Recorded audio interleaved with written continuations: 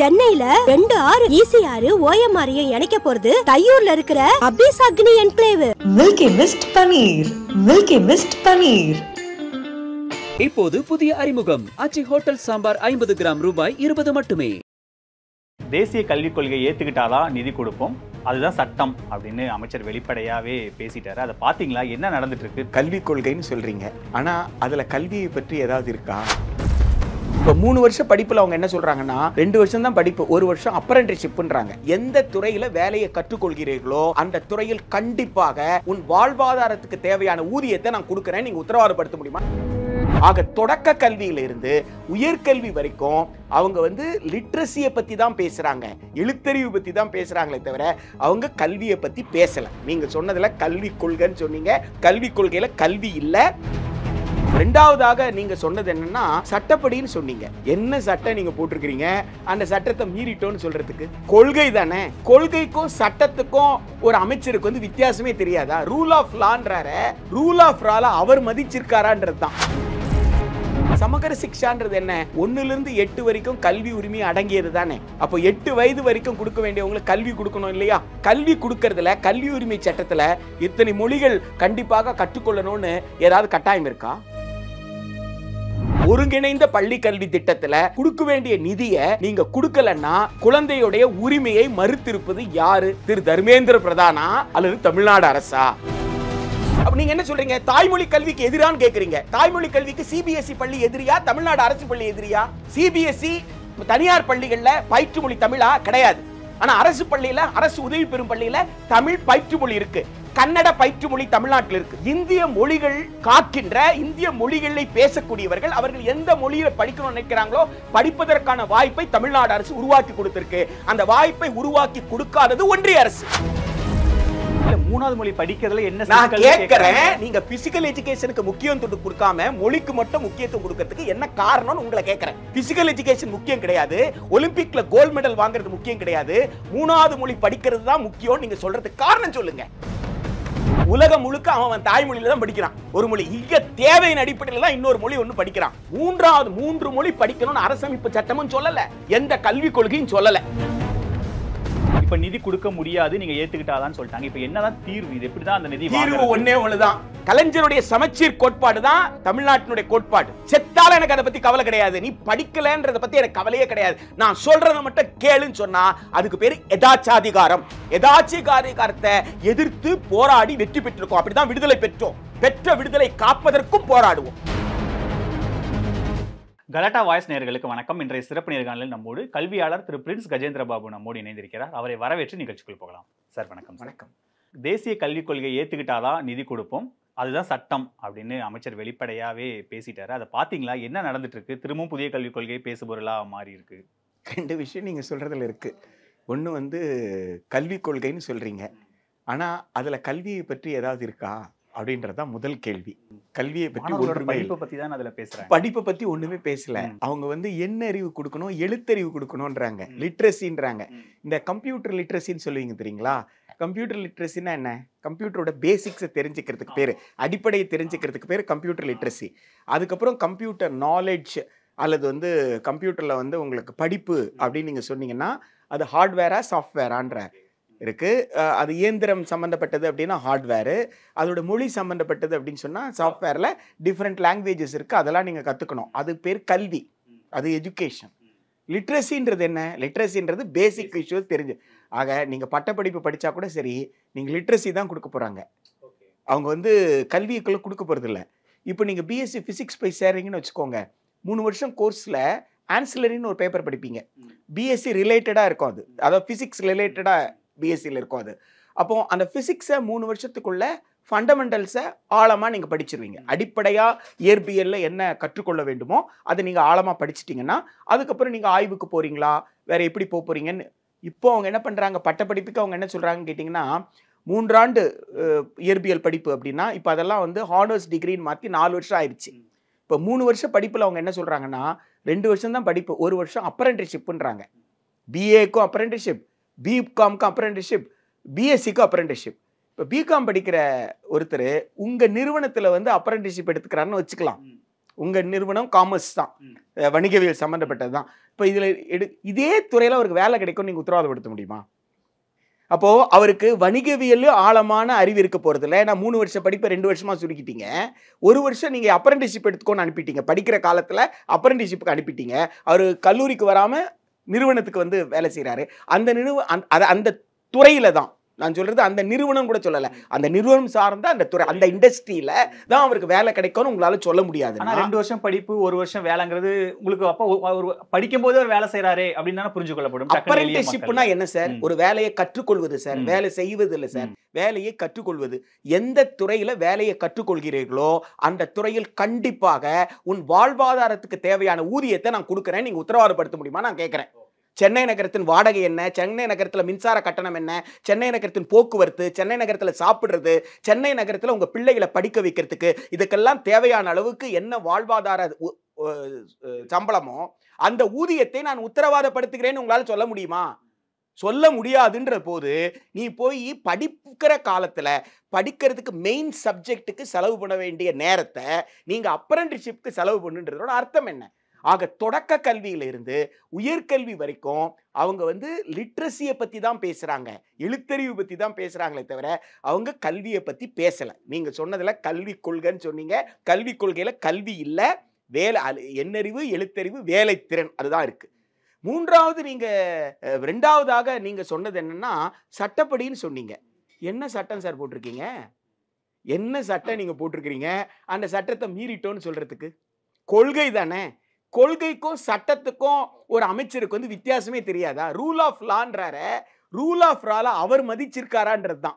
So இது policy தான், இது பாலிசி தான். ரூல் ஆஃப் லால் படி இந்த பாலிசியே தப்பு. நீங்க சொல்றதே பாலிசியே வந்து தவறானது. காரணம் என்னன்னா இந்திய அரசமைப்பு சட்டத்தின் கூறு 14 சமத்துவத்தை பற்றி பேசுது. கூறு 21 வந்து உங்களுக்கு கண்ணியமிக்க வாழ்க்கைக்கான உத்தரவாதத்தை கொடுக்குது. இப்போ நீங்க அந்த அவர் பேசுனதுல என்ன சொல்றாரு? அவரு சமகர சிக்ஷா நிதியை பற்றி பேச்சு தானே. சமகர சிக்ஷா நிதிக்கு நீங்க என்ன சொல்றீங்க? பிஎம்ஸ்ரீ ஸ்கூலை ஏற்றுக்கொள்ளுங்கன்னு சொல்றீங்க. சமகர சிக்ஷான்றது என்ன? 1 to 8 வரைக்கும் கல்வி உரிமை அடங்கியது தானே. அப்போ 8 வயது வரைக்கும் கொடுக்க வேண்டியவங்களுக்கு கல்வி கொடுக்கணும் இல்லையா? கல்வி கொடுக்கறதுல கல்வி உரிமை சட்டத்துல இத்தனை மொழிகள் கண்டிப்பாக கற்றுக்கொள்ளணும்னு ஏதாவது கட்டாயம் இருக்கா? கல்வி உரிமை சட்டத்தில் அப்படி ஏதாவது சொல்லியிருக்காங்களா? அப்ப அந்த கல்வி உரிமை சட்டத்தின்படி 1ஆம் வகுப்பிலிருந்து 8ஆம் வகுப்பு மாணவர்களுக்கும் உட்பட்ட ஒருங்கிணைந்த பள்ளி கல்வி திட்டத்துல கொடுக்க வேண்டிய நிதியை நீங்க கொடுக்கலன்னா குழந்தையுடைய உரிமையை மறுத்திருப்பது யாரு? திரு தர்மேந்திர பிரதானா அல்லது தமிழ்நாடு அரசா என்பதுதான் அடிப்படையான கேள்வி. இவர் சொல்லக்கூடிய அந்த பிஎம் ஸ்ரீ அப்படின்ற ஸ்கூல் வந்து ஒரு மாதிரி பள்ளி. அது வந்து என்ன சொல்றாங்க? ஆகச்சிறந்த பள்ளியாக இருக்கும். அது கல்வி மாவட்டத்திற்கு ஒரு பள்ளியோ, வருவாய் மாவட்டத்துக்கு ஒரு பள்ளியோ, இல்லை மண்டலத்துக்கு ஒரு பள்ளியோ, அது மாநில அரசா அது எதை ஏற்கனவே மாநில அரசு கிட்ட 40,000 பள்ளிகள்ல சில 100 பள்ளிகளை மட்டும் தேர்ந்தெடுத்து நீங்க பிஎம்சின்னு சொல்லுவீங்க. அதற்கு நிறைய நிதி கொடுக்க போறீங்க. அந்த நிதியிலும் பங்களிப்பு இருக்கு, மாநில பங்களிப்பு இருக்கு, ஒன்றிய அரசினுடைய பங்களிப்புன்னு இருக்கு. மற்ற பள்ளிகளுக்கெல்லாம் நிதி யார் கொடுப்பாங்க? அவ மற்ற பள்ளிகள்லாம் ஏன் ஆகச்சிறந்த பள்ளியா இல்ல? இல்ல எல்லாத்தையுமே பிஎம்சியா மாத்துறீங்க. முதல்ல இது அப்படி சொல்லவே இல்லையா? மாதிரி நீங்க அப்படி சொல்ல எத்தனை வருஷம் கழிச்சு? நூற்றாண்டு கழிச்சா? எங்க சுதந்திரம் 1947 ஆகஸ்ட் 15 எடுத்தீங்க, வாங்கணும். 1950 ஜனவரி 26 இந்தியாவுக்குன்னு அரசியல் சட்டம் எழுதிட்டீங்க. 10 ஆண்டுகளுக்குள் தொடக்க கல்வி கட்டணம் இல்லாமல் எல்லோருக்கும் உரிமையா கொடுத்துருக்கணும், கொடுக்கல. 2014 இருந்து 2025 வரைக்கும் யாரு ஆட்சி செஞ்சுட்டு இருக்காங்க? திரு நரேந்திர மோடி அவர்கள் ஆட்சி செஞ்சுட்டு இருக்காங்க. பொருளாதாரம் வளர்ந்ததா வளரலன்றீங்களா? வளர்ந்துருக்குன்னு அவங்க சொல்றாங்க. வளர்ந்துருக்குன்னா கூறு 41 என்ன சொல்லுது? பொருளாதாரம் வளர வளர அரசு கல்வியை உரிமையா கொடுக்கணும்னு சொல்லுது. ஆனா தேசிய கல்விக் கொள்கையில நீங்க என்ன சொல்றீங்க? அரசு கல்லூரி, அரசு பள்ளி, அரசு பல்கலைக்கழகம் எல்லாம் தனியார் நிறுவனங்கள் இருக்கு இல்லைங்களா? அந்த நிறுவனங்களுடைய சமூக கடமையின் அடிப்படையில, சமூக பொறுப்பின் அடிப்படையில் நிதி வாங்கிக்கோங்கன்றீங்க.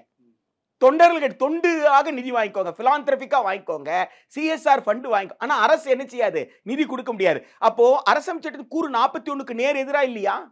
ஆக இவர்களுடைய பிஎம் ஸ்ரீ என்பது சமத்துவ கோட்பாட்டுக்கு எதிரானது. ஏக காலத்தில் இந்த ஆண்டு, அடுத்த ஆண்டு, அடுத்த ஆண்டு என்ன இருக்கும்? பிஎம் ஸ்ரீ இருக்குமா?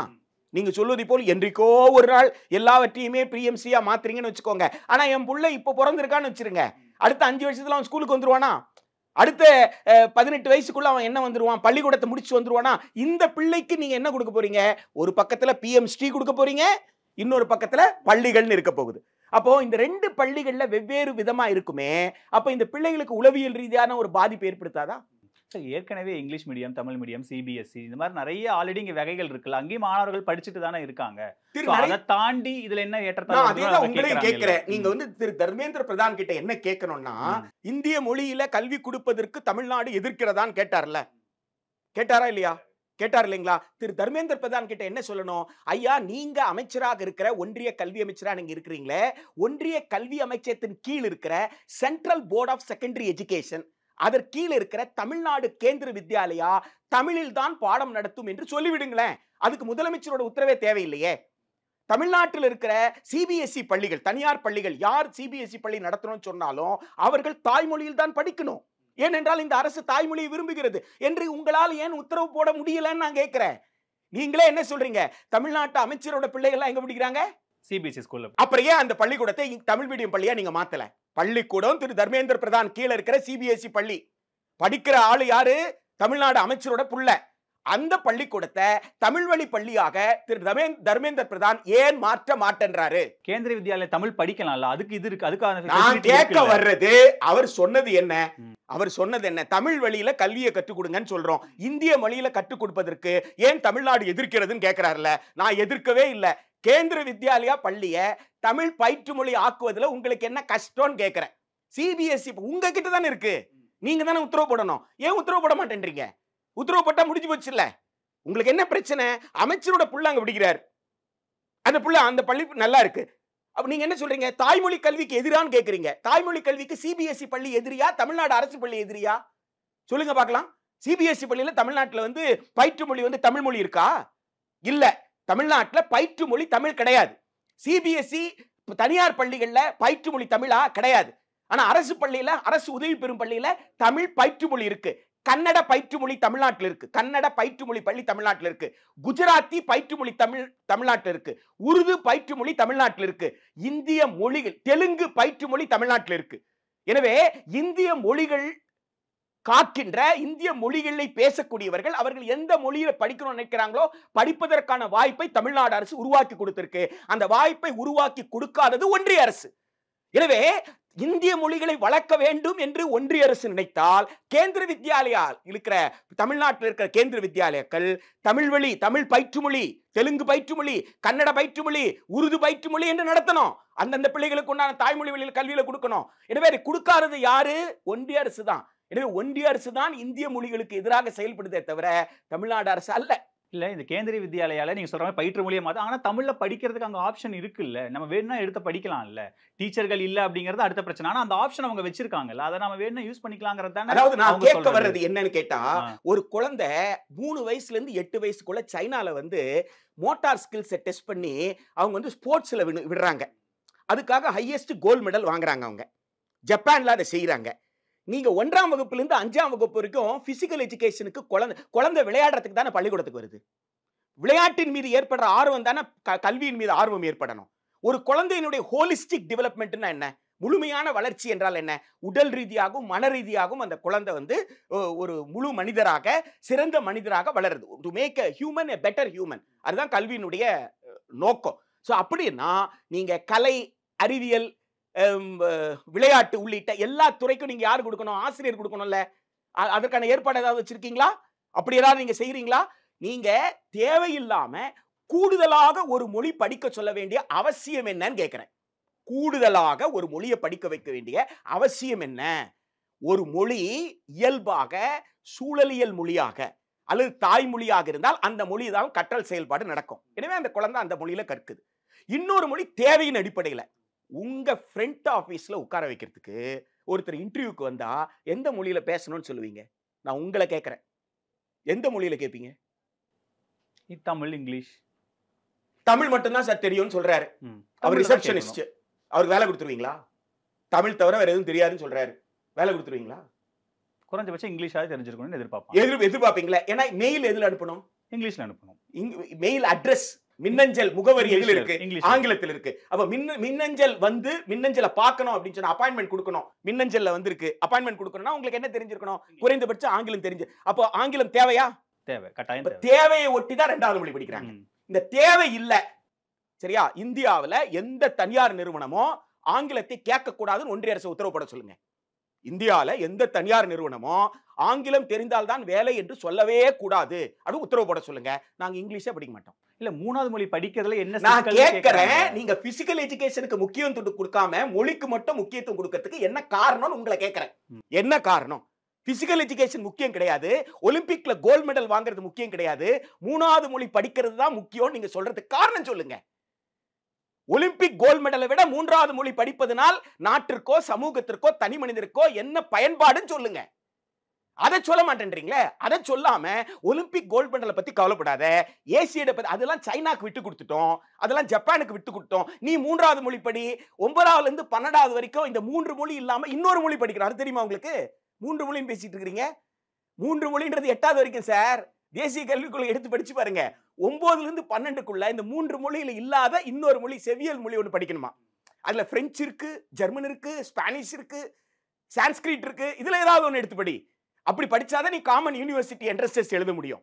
அப்போ நீங்க என்ன மொழியை பத்தியா பேசுறீங்க? நீங்க மொழியை பத்தி எல்லாம் பேசல. இந்தியால ஆவாதி மொழி பேசுறான் யாரு? உத்தரப்பிரதேஷ்காரன். அவனோட ஒரிஜினல் தொன்மை வாய்ந்த ஆவாதி மொழி ஹிந்தி விழுங்கிருச்சு. இந்திய மொழியில ஒரு மொழி அங்க காணாம போகுது, போஜ்புரி. சரியா? இதெல்லாம் இந்திய மொழி தான். இதெல்லாம் இந்தி எப்படி விழுங்கியதோ அதை போல் தமிழை விழுங்குவதற்கு துடிக்கிறீங்க, கன்னடத்தை விழுங்குறதுக்கு துடிக்கிறீங்க, மலையாளத்தை இதை விழுங்க விடாமல் தடுத்து கொண்டிருக்கிறார்கள். காரணம் என்னன்னா, ஒரு மொழி அழியுதுன்னா இனம் அழியுது. அதாவது அந்த மக்கள் தன்னுடைய கண்ணியத்தை தன்மானத்தை இழந்து வேலை செய்ய வேண்டியதா இருக்கும். எனவே அந்த மொழி உணர்வு என்பது கண்ணியத்தோடு சம்பந்தப்பட்டது. எனவே ஒரு மொழியை அழிப்பது, இந்தியை பயன்படுத்தி மற்ற இந்திய மொழிகள் எல்லாம் அழிச்ச பிறகு கடைசியாக இந்தியை யார் விழுங்குவாங்கன்னா சமஸ்கிருதம் தான் விழுங்கும்.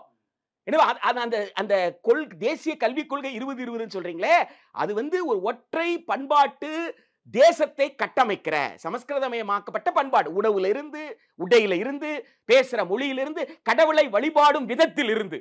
நம்ம ஊர்ல குடும்பம் கடவுள் ஒரே மதத்தை சார்ந்தவங்களா இருப்பாங்க, ஒரே சாமியை தான் கும்பிடுவாங்க. ஆனா வீடுகள்ல போய் பாருங்க, சடங்கை போய் பாருங்க, ஒவ்வொரு வீட்டுக்கும் ஒவ்வொரு மாதிரி சடங்கு இருக்கும். ஆனா அப்படி எல்லாம் கிடையாது. சமஸ்கிருதமயமாக்கப்பட்ட ஒரே சடங்கு தான் எல்லோரும் பின்பற்றணும், ஒரே மாதிரி தான் எல்லாரும் இருக்கணும் அப்படின்னு சொல்றது எந்த வகையில சார் நியாயமா இருக்கும்னு நினைக்கிறீங்க? இவங்க என்ன சொல்றாங்கன்னா, இது காலாவதியான கொள்கை, இருமொழி கொள்கை, இதையே இன்னும் வச்சு தொங்கிட்டு இருக்கீங்க. நம்ம அட்வான்ஸ்டா போகணும், 3 மொழி இன்னொரு மொழி கத்துக்கிறதுல என்ன பிரச்சனை? அது ஹிந்தி மட்டும் இல்ல, மற்ற மொழிகள் கூட கத்துக்கலாம். அதுல ஹிந்தி திரும்ப திரும்ப நான் அதான் கேட்கிறேன். ஒலிம்பிக் கோல்ட் மெடலை பத்தி ஏன் சார் பேச மாட்டேன்றீங்கன்னு நான் கேட்கிறேன். ஒலிம்பிக்ல கோல்ட் மெடல் வாங்காததை பத்தி நீங்க ஏன் பேச மாட்டேன்றீங்க அப்படின்றத நான் திரும்ப நாங்க கேட்கிறேன். ஒரு குழந்தையை அச்சுறுத்துவதற்கு, துன்புறுத்துவதற்கு மட்டும்தான் நீங்க தயாரா இருக்கிறீங்களே தவிர, அந்த குழந்தைகிட்ட இல்ல விளையாடுவதற்கு தான் பள்ளிக்கூடம் வா, விளையாட்டாக நீ எழுத்த கத்துக்கலாம், விளையாட்டாக என்ன கத்துக்கலாம், நீ வந்து மிகச்சிறந்த கால்பந்து வீரன் ஆகலாம், நீ வந்து தடகள போட்டியில 100 மீட்டர் போட்டி இருக்கு, 200 மீட்டர் போட்டி இருக்கு, ரிலே போட்டி இருக்கு, இந்த மாதிரி போட்டியெல்லாம் நீங்க பங்கு பெறலாம். இது உடல் ஆரோக்கியத்தை கொடுக்கும், மனசையும் தெம்பா வச்சுக்கும். நீ வந்து வாட்ஸ்அப்ல மூழ்கிட்டாங்கன்னு சொல்றாங்களே, மொபைல் போன்லயே உட்கார்ந்துட்டு இருக்காங்க, அப்படியெல்லாம் தேவையில்லை. உன் கண் பார்வை சிறப்பா இருக்கும், உன் மனது இப்படி எல்லாம் பேசுறதுக்கு பதிலாக மீண்டும் மீண்டும் ஒரு குழந்தையை துன்புறுத்துவதில் மட்டுமே நீங்க கவனம் செலுத்துவதன் நோக்கம் என்ன? இல்ல, ஒரு மொழி கத்துக்கிறதுல என்ன துன்புறுத்தல்னு அண்ணாமலை மொழி வேண்டும் என்பவர் கற்றுக்கொள்வதை யாராவது தடுத்தாங்களா? இது 3வது மொழி. உங்களுக்கு 3வது மொழி ஹிந்தி பிரச்சார சபால இப்ப 10 ரூபாய் 20 ரூபாய் கட்டி படிக்கிறாங்க, அதை கூட ஃப்ரீ ஆக்கிட்டு போங்களேன். உங்களுக்கு என்ன, ஏழைகள்லாம் ஹிந்தி படிக்கிற அவ்வளவுதானே சார்? பிராத்மிக்ல தொடங்கி ராஷ்டிர பாஷா வரைக்கும் ஹிந்தி கத்து கொடுக்குறாங்க. அட்ரஸ் கொடுக்கட்டா? தியாகராய நகர்ல ஹிந்தி பிரச்சார சபால அங்க ட்ரெயின் ஆனவங்க வீதிக்கு வீதி ஹிந்தி டீச்சர் இருக்கா. உங்களுக்கு எந்த புதுப்பேட்டையில டீச்சர் வேணுமா? உங்களுக்கு எங்க வேணும் உங்களுக்கு டீச்சர்? உங்க ஆபீஸ்க்கு பக்கத்துல ஹிந்தி டீச்சர் வேணுமா? நான் ஹிந்தி டீச்சர் தரேன். ஹிந்தி பிரச்சார சபா ஃப்ரீயா கொடுக்க சொல்லுங்க. ஹிந்தி ஃப்ரீயா கத்து கொடுக்குற டீச்சருக்கு ஒன்றிய அரசாங்கத்தை வந்து துட்டு கொடுக்க சொல்லுங்க. விருப்பப்படுறவங்க கத்துக்கிட்டு போறான். சான்ஸ்கிரிட் டீச்சர் உங்களுக்கு வேணுமா? நான் தரேன், அட்ரஸ் தரேன். சான்ஸ்கிரிட் கத்துக்கோங்க. உங்களை யார் வேண்டாம்னது? உங்களை நான் தடுக்கவே இல்லையே. ஏழைகளுக்கு ஃப்ரீயா சான்ஸ்கிரிட் கத்து கொடுக்கறதுக்கு நிதி கொடுங்க, முடிஞ்சு போச்சு. ஜெர்மன் படிக்கணும், கொடுத்துட்டு போங்க, என்ன முடிஞ்சு? விருப்பத்தின் அடிப்படையில் படி. ஏன் கட்டாயப்படுத்துறீங்க? பிரான்ஸ்ல எத்தனை மொழி படிக்கிறாங்க? பிரான்ஸ் படிக்கிறாங்க, இங்கிலீஷ், பிரெஞ்சு மட்டும் தான் படிக்கிறாங்க. இங்கிலீஷ் சொன்னீங்கன்னா தொலைச்சிருவாங்க அவங்கள. ஜெர்மன் மொழி தான் மட்டும் தான் படிப்பாங்க. நீங்க போய் ஜெர்மன்ல வேலை செய்யணும்னா ஜெர்மன் மொழி கத்துக்கிட்டாதான் அங்க வேலை செய்ய முடியும். ஜெர்மன் மொழி கத்துக்கிட்டாதான் அங்க உயர்கல்வி நீங்க படிக்க முடியும். இங்க நீங்க படிச்சுட்டு போனா கூட இங்கிலீஷ் தெரிஞ்சிட்டுலாம் ஜெர்மன்குள்ள போக முடியாது. உலகம் முழுக்க அவன் தாய்மொழியில தான் படிக்கிறான். ஒரு மொழி இங்க தேவையின் அடிப்படையில் தான் இன்னொரு மொழி ஒண்ணு படிக்கிறான். மூன்று மொழி படிக்கணும்னு அரசமைப்பு சட்டமும் சொல்லல, எந்த கல்விக் கொள்கையும் சொல்லல. சரியா? 3 மொழியை கட்டாயப்படுத்துவது என்பது ஒரு சூழ்ச்சியினுடைய திட்டம். இல்ல, எனக்கு ஒரு விளக்கம் கொடுங்க. இப்ப அதுல இந்தி மொழி தான் இதுல படிக்கணும்னு நீங்க ஏன் சொல்றீங்க? அது நிறைய ஆப்ஷன். நான் எங்கேயாவது சொன்னேனா? நான் சொல்றது 3வது மொழின்னு சொல்றதே தப்புன்றேன். 3வது மொழியை ஒரு 3 மொழி 4 மொழின்னு எண்ணிக்கை கொடுக்குறீங்கல்ல, கண்டிப்பாக இத்தனை மொழி படிக்க, எந்த மொழியை வேணாலும் படி, ஆனா 3 மொழி அது தவறுன்ற, அறிவியலுக்கு எதிரானதுன்ற, அது குழந்தை மீது சுமத்தப்படுற சுமைன்னு சொல்றேன். அது அறிவியல் செயல்பாடு கிடையாது. அது கற்றலுக்கான வாய்ப்பே கிடையாது. அது கற்றலுக்கான வாய்ப்புனா சமமான கற்றல் வாய்ப்பு. வகுப்புக்கு ஒரு ஆசிரியர், பாடத்துக்கு ஒரு ஆசிரியர், ஒரு பள்ளிக்கூடத்துக்கு நுழைஞ்சா நூலகம் இருந்தா நூலகர் இருக்கணும், விளையாட்டு டீச்சர் இருக்கணும், விளையாட்டு பொருட்கள் இருக்கணும், குழந்தைகளுக்கு எந்தெந்த விளையாட்டுலாம் ஆர்வம் இருக்கோ அந்த விளையாட்டுக்கு தகுந்தாற் பல வாய்ப்புகள் வசதி இருக்கணும். அந்த குழந்தைகள் படிப்பதற்கு, அந்த குழந்தைகள் பாடுவதற்கு, ஓவியம் வரைவதற்கு, கலை நிகழ்ச்சிகளுக்கு இதற்கான வாய்ப்புகள், இதற்கான இதெல்லாம் தமிழ்நாட்டில் இருந்தது.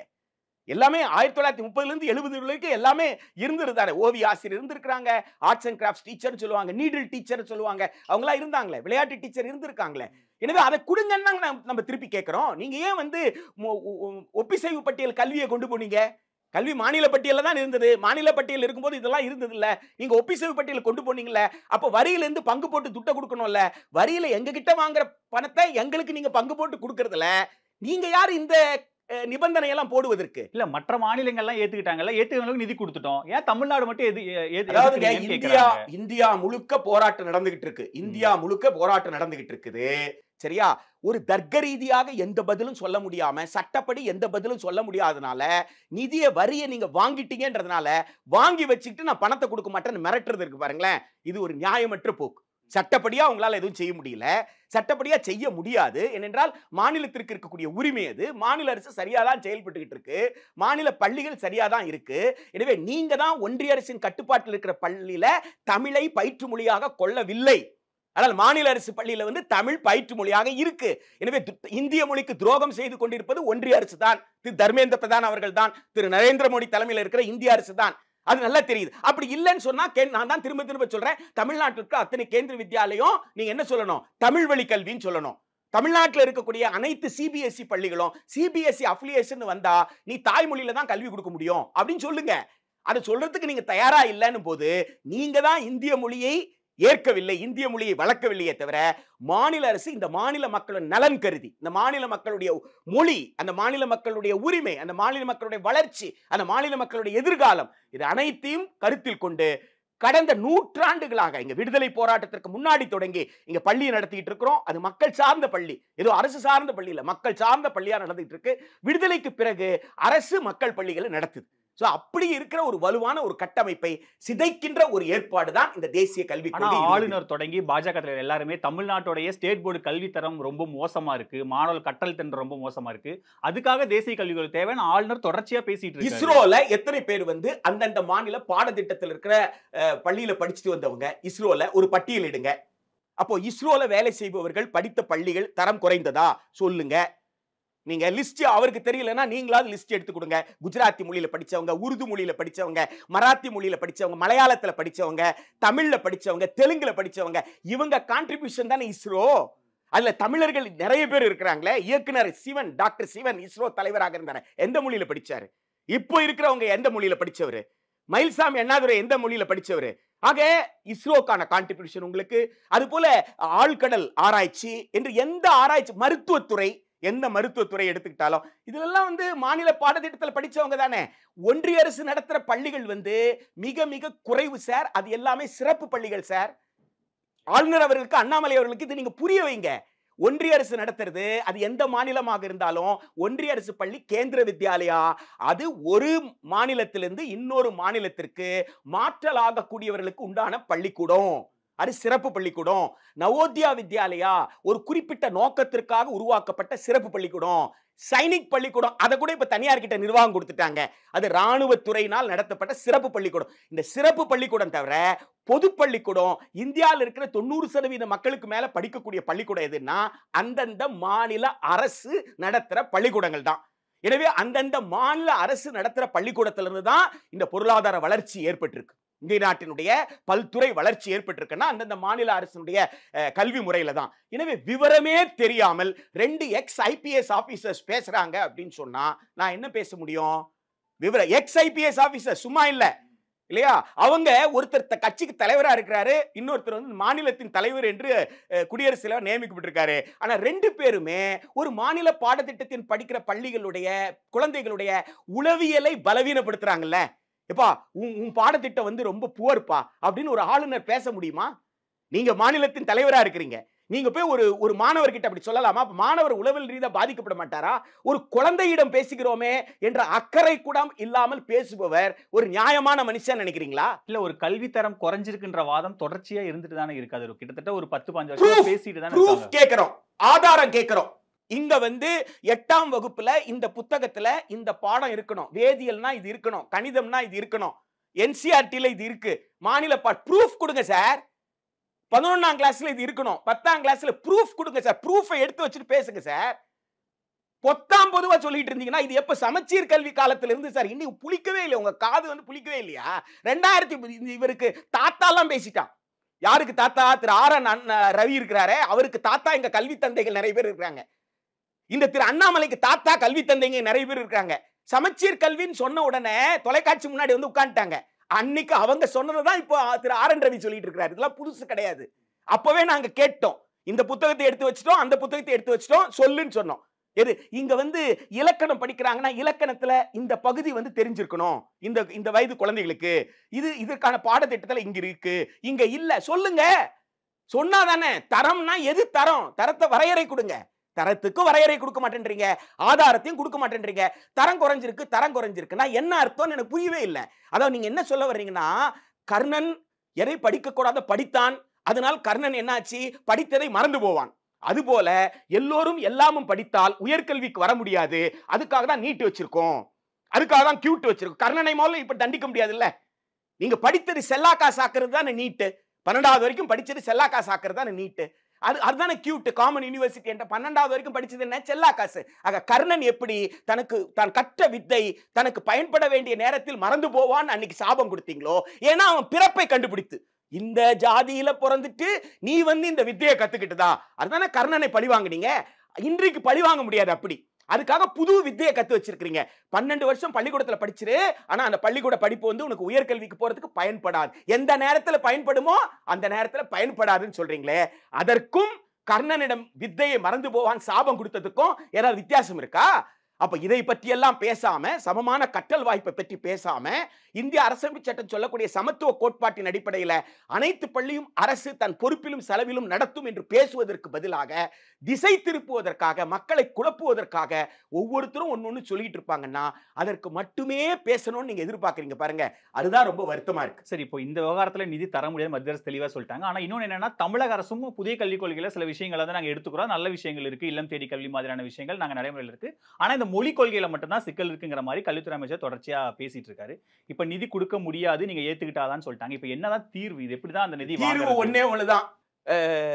பள்ளிக்கல்வி அமைச்சர் ஏதோ சொன்னதாக நீங்க சொல்றீங்க. தமிழ்நாடு பள்ளிக்கல்வி அமைச்சர் வந்து கலைஞருடைய நூற்றாண்டை கொண்டாடிட்டு இருக்கிறார். கலைஞருடைய திட்டம் எது? சமச்சீர் கல்வி. பள்ளிக்கல்வி அமைச்சருக்கு சொல்லி வைங்க. சமச்சீர் கல்வினா சமம் சீர்ன்ற 2 சொல் இருக்கு. சமமாக சீராக எல்லோருக்கும். இல்லத்துக்கு போய் சொல்லி கொடுக்கறது இல்ல. அந்த திண்ணை பள்ளி காலத்தெல்லாம் தாண்டி வந்துட்டோம். திண்ணை யார் வீட்டுல இருந்தது? திண்ணையில யார் போய் உட்கார்ந்தாங்க? இல்லம் தேடி போய் கல்வி கொடுத்தீங்கன்னா ஜாதியை உங்களால ஒழிக்க முடியுமா? ஜாதியை ஒழிக்கிறதுக்காக எவ்வளவு பெரிய போராட்டம். அதுதானே சீருடை அரசியல், அதுதானே மதிய உணவு அரசியல். அதெல்லாம் கடந்து இன்னைக்கு வந்திருந்தா மீண்டும் இல்லம் தேடி கல்வின்றீங்க. அப்ப எங்க கொண்டு போறீங்க? இதெல்லாம் கிடையாது. கலைஞருடைய சமச்சீர் கோட்பாடு தான் தமிழ்நாட்டினுடைய கோட்பாடு. அதுதான் யாராக இருந்தாலும் சரி. அதை வந்து அதிமுக ஆட்சி நடைமுறைப்படுத்தி இருக்கு.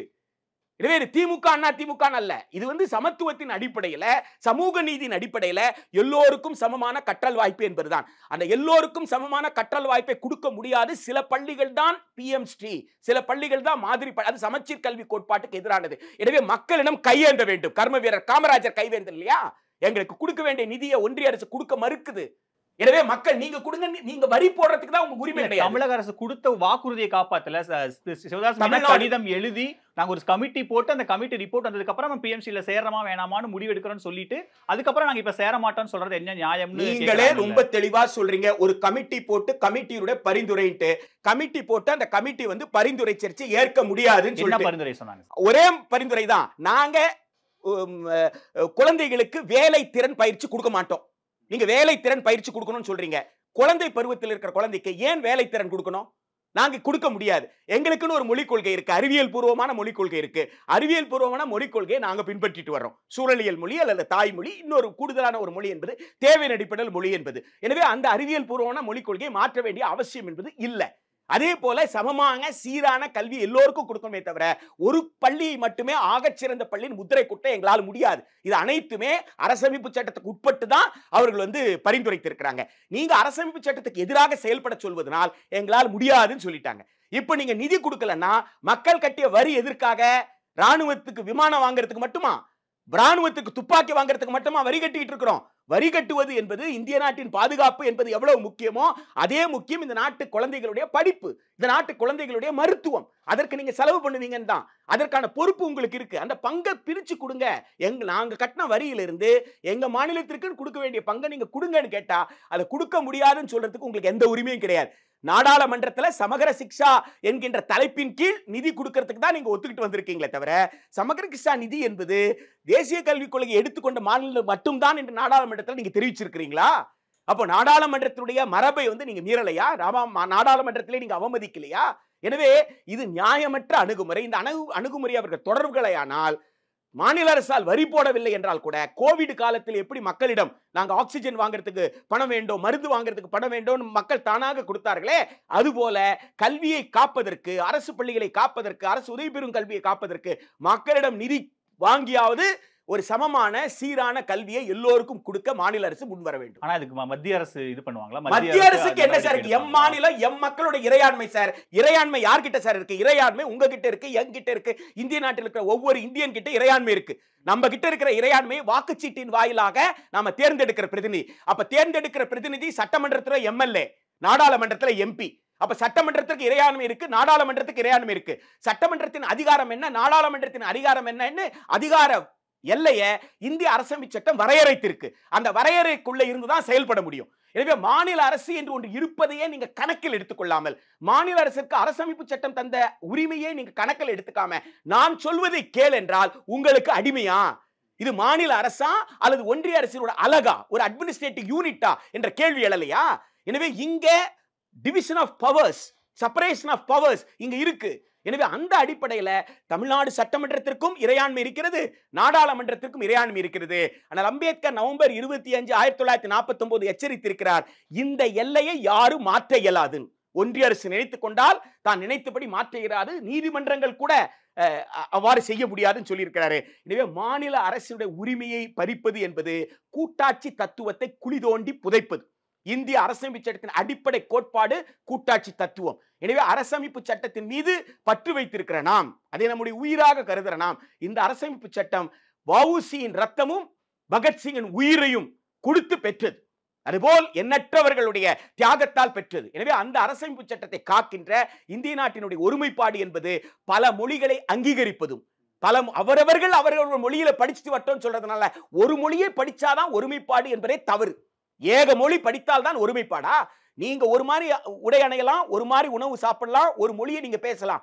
நான் வேற மாதிரி உடை அணையலாம், வேற மாதிரி உணவு சாப்பிடலாம், வேற மொழியை பேசலாம். நாம ரெண்டு பேரும் ஒன்னா இருக்கிறதுக்கு பேர் ஒருமைப்பாடு. என்ன போல நீ இருக்கணும்னு நீங்க சொன்னீங்கன்னா அது ஏன் என்ன மாதிரி நீங்க இருக்க மாட்டீங்கன்னு நான் திருப்பி கேட்பேன். அப்ப அங்க என்ன நடக்கும்? சண்டை தான் நடக்கும். எங்க இருந்து ஒருமைப்பாடு? ஒருமைப்பாடு என்பது வேற்றுமையை அங்கீகரிப்பது. வேற்றுமையை அங்கீகரித்தால் தான் ஒருமைப்பாடு. யூனிட்டி இன் டைவர்சிட்டின்றதான் இந்தியாவுடைய தாரக மந்திரம். எனவே அந்த அடிப்படையில் இந்தியாவுடைய பன்முகத்தன்மையை கல்வியிலும் மொழியிலும் அனைத்தையும் காக்க வேண்டும் என்றால் தேசிய கல்விக் கொள்கை 2020 நிராகரித்துத்தான் ஆக வேண்டும்.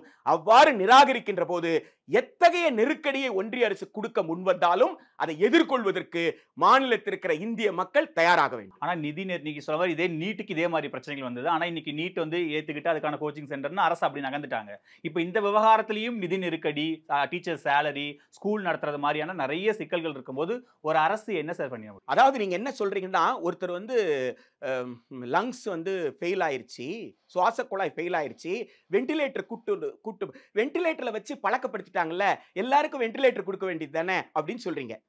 ஆரோக்கியமான உணவு குடித்து ஒருத்தர் வந்து சுவாச பைய நல்லா வச்சுக்கணும் அவசியம் கிடையாது, ஏன்னா எல்லோரும் வென்டிலேட்டர் வச்சுக்கிறதுக்கு பயன்படுத்த தயாராயிட்டாங்க அப்படின்னு சொல்ல வர்றீங்க. நீட்டுன்றது அதுதான். கோட்டால போன வாரத்துல கூட இறந்து போனாங்களே ராஜஸ்தான்ல, அதை பத்தி எல்லாம் கவலைப்படக்கூடாது சார். வென்டிலேட்டர் ரொம்ப நாள்ல வென்டிலேட்டர் இருக்க முடியாது இல்ல, வென்டிலேட்டருக்குள்ள போனா செத்து போவான்னு நீங்க தெரிஞ்சுக்கணும் நீங்க சொல்றீங்க. இதெல்லாம் ஒரு நியாயமான வாதமா? நியாயமான வாதமா நான் கேட்கிறேன். தமிழ்நாடு சட்டமன்றம் இயற்றி அனுப்பியிருக்கிற சட்ட மசோதா குடியரசுத் தலைவர் ஒப்புதலை பெறணும். குடியரசுத் தலைவர் ஒப்புதலை கொடுக்க முடியலன்னா எந்த அரசமைப்பு சட்டத்தின் கூறின்படி அவரால் கொடுக்க முடியலன்னு குறிப்பிட்டு அந்த மசோதாவை திருப்பி அனுப்பணும். ரெண்டும் செய்யாம 3 வருஷமா ஏன் வச்சிருக்கீங்க? ஆக நீ செத்தால எனக்கு அதை பத்தி கவலை கிடையாது, நீ படிக்கலன்றத பத்தி எனக்கு கவலையே கிடையாது. நான் சொல்றத மட்டும் கேளுன்னு சொன்னா அதுக்கு பேரு எதாச்சாதிகாரம். எதாச்சிகாரத்தை எதிர்த்து போராடி வெற்றி பெற்றிருக்கோம். அப்படிதான் விடுதலை பெற்றோம். பெற்ற விடுதலை காப்பதற்கும் போராடுவோம். போராட்டத்தை தவிர வேறு வழியே கிடையாது. அதற்கு தமிழ்நாட்டை தயாராகணும் நீங்க சொல்றீங்க. தமிழ்நாடு நீங்க சொல்றதின்படி தமிழ்நாடு தயாராகும். நன்றி சார், இவ்வளவு நேரம் உங்க நேரத்தை எங்களோட செலவழிச்சதுக்கு ரொம்ப நன்றி. சென்னையில 2 ஆறு ஈசி ஆறு ஓஎம்ஆரையும் இணைக்க போறது தையூர்ல இருக்கிற Abis Agni enclave. Milky Mist paneer, Milky Mist paneer. இப்போது புதிய அறிமுகம் ஆச்சி ஹோட்டல் சாம்பார் 50 கிராம் ரூபாய் 20 மட்டுமே.